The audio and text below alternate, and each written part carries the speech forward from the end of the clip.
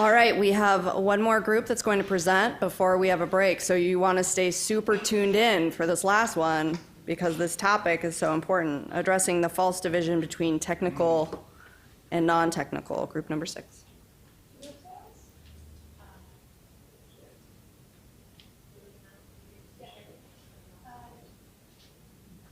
our slide guru pulling up on that?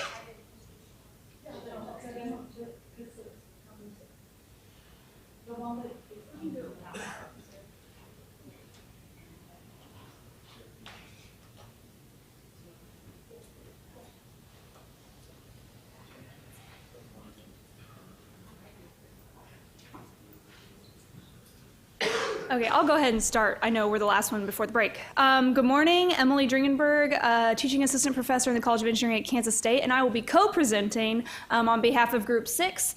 And we were tasked to think about, just like was mentioned in the past presentation on the table, this idea of this separation, perhaps artificial separation between technical and non-technical. So our group began a discussion. Oh, yep, so there's our group. I don't know how. Okay, so we began a discussion about why is this? Why is there this distinct separation between the technical and non-technical work? And we had some great discussion about this comes from centuries of separating the technical affiliated with the mind and the non-technical affiliated with the body, and how there are a series of things that follow from that, this idea that it's apolitical versus political, or objective versus subjective, or even hard versus soft, right? We've heard this throughout the couple days we've been together.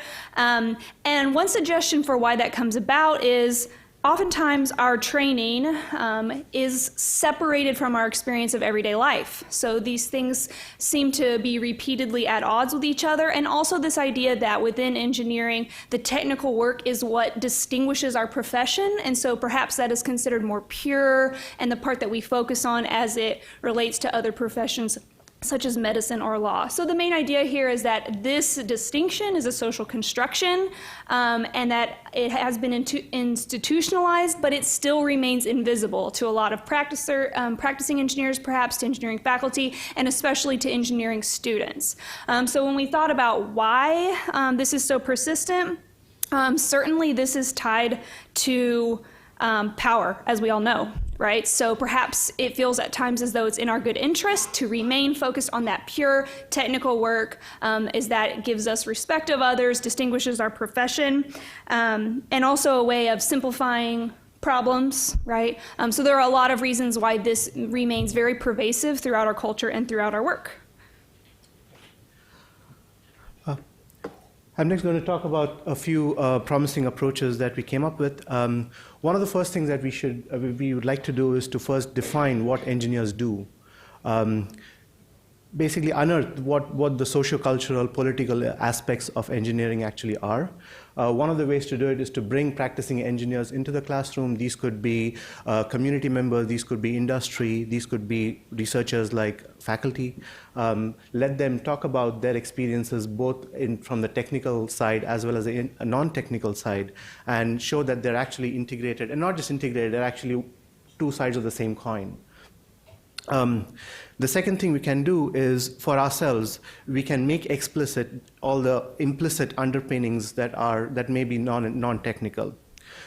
Some ways to do this is to look at our history of the origin of this dichotomy between the technical and the non-technical, and see where this comes from, and follow it through the history of thought to see how this particular dichotomy has resulted in a kind of an ossification of these two of this division. Also see how this division has led to issues of power, how it has led to issues of social control, and learn to draw out the sociocultural ethos of engineering. Basically look at what are the aspects of engineering, what are the non-technical or the sociocultural aspects that are integral to engineering. A third approach would be to actually co-teach classes with having engineering faculty and humanities faculty. And when we talk about co-teaching, we wish to emphasize that this really needs to be a real collaboration. It's not an activity where the engineering faculty presents for half a period and then hands it over to the humanities faculty, or just has the humanities faculty take over the ethics part. It has to be a collaboration in the form of a back and forth exchange, maybe an argument, debate, or some form of an meaningful engagement, so that students see that engineering faculty also need to be are involved in this discussion. They are actually make it part of their learning experience. And at the same time, I'm sure that most of us are somewhat uncomfortable with these ideas, and we have to expose ourselves and make ourselves vulnerable in a classroom setting. That's going to take a little bit of practice, I'm sure. But I think eventually that's going to be, from a pedagogical standpoint, that's going to be great for the students, because they're going to see that we ourselves are lifelong learners. We have to be lifelong learners, as we all are. And that's a wonderful learning experience for the students. And also they need to see that these decisions that are made in engineering are not necessarily that clear-cut. It's not a right and wrong answer. It's tied up with a lot of different disciplines and a lot of assumptions and context. What can this community of attendees do? We spoke yesterday about having a shared language. And in terms of, in science, we do have shared language. We all know what work means. We know what energy means, potential. We know all that stuff. Similarly, can we come up with some form of a shared language where we can talk about ethics and societal implications and so on? One way to do this might be to start looking at the language we use for engineering. I'm trying to avoid the word here. So instead of using the word problem solving, which kind of presupposes, or at least in the student's mind, it kind of presupposes that there is a solution, and all you need to do is look at the back of the book or look up a solutions manual as an actual solution, to actually look at it as addressing issues or coping with messy situations. So those might be some other ways of thinking about engineering, what engineers do. We also would want to see if we can reconfigure the curriculum for practical excellence of engineers. And associated with that is the third bullet, that is, instead of thinking about infusing ethics into engineering, which kind of still reinforces the division between ethics and engineering, or thinks about ethics as a different part of engineering, can we develop an ethos of engineering education where ethics and engineering are not in opposition. They're not in opposition even now, but essentially they appear as two sides of the same coin. They're as inseparable entities, as opposed to something that needs to be infused. And basically, the thinking is that there's already ethical values and ethics already embedded in engineering decisions. Discovering that and unearthing that would be very helpful. And finally, we'd like to see, as many of the previous attendees speakers have said, we'd like to continue this conversation. Perhaps a listserv would be a good idea for that, and for the. Okay, and then the final slide, some of this is going to echo some things we've already heard. So thinking about messaging from the top and different funding opportunities, one example we could think of is how NSF is using the language, the formation of engineers. So we see that as a positive, thinking about that holistic formation as a way to really see that these circles are not separate circles. They are overlapping. We also thought about perhaps NAE could produce a report on what that excellence is, what that might look like. And along with that, thinking about, just as we got the exemplars in ethics, right, what might be some exemplars of things that people are doing or collaborations that are happening that really focus on this artificial divide to help guide us in the right direction. Of course, reward exemplars, right? Like, everybody wants a prize. I think that's all we have.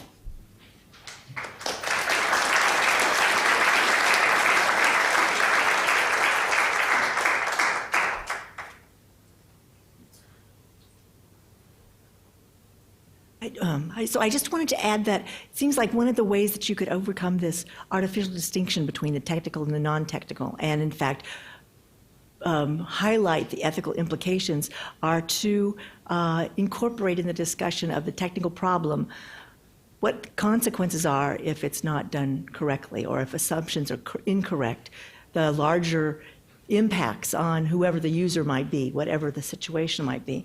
Because I think that that's a way of isolating the technical from the non-technical, is to just focus on the problem. But if you don't see it in, as you say, in a messy situation, the context, and what it is and who is planning on using it and what their expectations are, rightly or wrongly, of what the technical contribution is going to be, then it makes it possible to distinguish between things that you really want to point out, as you say, they're two sides of the same coin.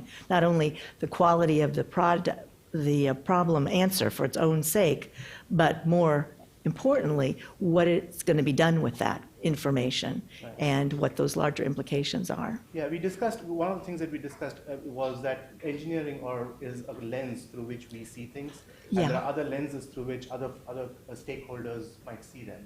And that needs to be made explicit in classroom settings and practice. Yeah, thank you. So here's the nut that I think we have to crack that's very difficult. And that is, so we've talked about, and the last person just spoke about, seeing the ethical side of these sort of practical problems and things we need to do. But faculty, you hear from faculty all the time, well, students first, they need to learn the fundamentals. And what that means is taking statics and calculating resolution of forces and moments, and its meanings going into thermodynamics and calculating work of an engine or something like whatever that is,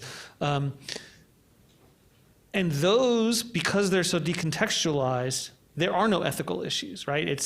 It's the way they're presented is, picking on statics, here's an arbitrary, unrealistic set of members and pulleys and things, which has been put together just to see if students can resolve forces appropriately when these particular things are put together. And that's, I think, the way a lot of faculty think about engineering education. And so how do you put ethics into a fundamental course like statics? I mean, I think there are ways potentially to do it, but that's not the way faculty think about a course like statics or thermodynamics or circuits, any of those. I think a couple of things that I'd like to point out in that, from the student's perspective, from the student's perspective, one of the things that students want to see, and we get this all the time in our course evaluations, is we need to see practical applications of this. We want hands-on, real experience. And one of the ways to address both the students' concern as well as bringing ethics in, is to look at the societal implications of statics. For example, members not doing force analysis correctly would make something collapse. Or yesterday we were talking about electromagnetism, introducing ethics into electromagnetism. And then I think I'm going to pick on Donna Riley again. I mean, she's written a book on engineering thermodynamics in the 21st century, which again talks about societal implications of thermodynamics. So I think there are ways that we have started to think about that, but I'm sure that a lot more work needs to be done.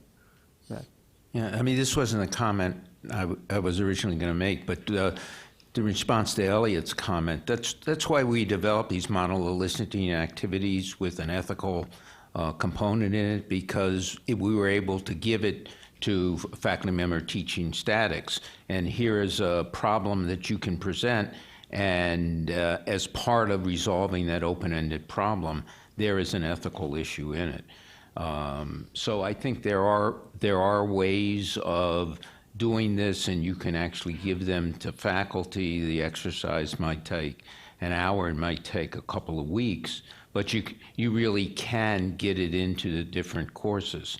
The comment that I was going to make, and it really responds to several things. So when I think about applications of where ethics has fully been integrated, the best application, and part of this is that I think a lot of this has to come from a champion on the other side, on the non-technical side. The best example I know of is a philosopher at Delft University of Technology, Ivo van der Pol, and some of you may be aware of Ivo.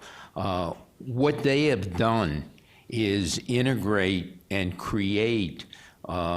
He's got a set of faculty that teach engineering ethics to everybody in the engineering program at Delft, and it's really an amazing program. He's now working on graduate level courses where you take a particular topic area, such as nuclear power, and the whole course is devoted to the ethics of nuclear power. So I would encourage you, if you want to look at a model of where this has really been done nicely, I think DUT has the ideal model. Okay, Fraser has got to just interject here. So there's also in this question of including the ethics into the technical sort of statics courses. I know that at ASCE last year there was a workshop before the meeting started that Juan Lucena and John Lydens did about how they've put social justice considerations into a very technical problems. Can I respond? Yeah. Yeah, and my point is I'm not questioning that there are ways to do that. I think the issue is not that we need to create, I mean, we do, but the issue is not how do we create the curricula or the modules or things like that. The question is how do we change the culture of engineering education so that faculty understand that that is a component of even these fundamental courses like statics, circuits, thermo, whatever. So good. Ethics is fundamental. Exactly, but that's not the way it's thought about, right? Again, engineering faculty say they need to know the fundamentals, and by fundamentals they mean can you resolve forces, can you calculate these things, and that's what really I'm referring to. That culture. The same group. I just wanted to jump in. One thing we talked about was the question of what we're training our students for. Are we training them to be pure researchers? Are we training them to be practicing engineers? And if we're trained to be practicing engineers out in the world, out in the field, that's where the idea of the practical excellence of an engineer is going to include ethical judgment, is going to include these things. So I think that part of changing the mindset of engineering curriculum is changing that understanding. What are we training our students for? Okay, so we're going to do these last two comments, you and then you, because clearly nobody's interested in this. So I wanted to talk a bit about language, and I think that there was a comment just a moment ago about finding champions outside of the engineering field, and I think that we can also find champions within the field simply by finding people who will work on changing the language we use. Most of the language, going back to this technical, non-technical stuff, most of the language that we use in the engineering field in terms of describing it lives in that technical side. We very rarely use those non-technical terms in describing why engineering is so great. You rarely hear things like it's an incredibly creative field or there's a lot of imagination. You don't hear those sort of soft words used, and yet engineering is one of the most creative fields out there, and there's a lot of imagination that goes into it. So I think part of it is and I realize this isn't directly related to the ethics question, but if you start to use some of that softer language, that non-technical language in describing engineering, some of the other non-technical stuff has a place to stick to, because the culture and the mindset sort of changes and allows that softer conceptualization to fit into the language. Ethics now becomes just another one of those soft things that people are now accustomed to hearing. So I would say that part of and this goes to group one, which I was a part of as well, where we were talking about mindset. I think part of the mindset is in that dichotomy between the technical and non-technical. And if we use language to submerge that a bit and to sort of blur the lines between them, that's something we can do without having to get, or rather in addition to getting champions from the outside. That's something we can do internally. I think that this last suggestion is fantastic. Most professional associations give some sort of recognition to individuals, programs, and initiatives. So it would be great if NAE or CIS would begin a project of rewarding books, encourage the research, but also identify programs and initiatives in centers that are doing this kind of rethinking, retooling, giving us the kind of initiative to engage in this kind of creative work. So I think this is one way in which we can begin to change behavior and perceptions.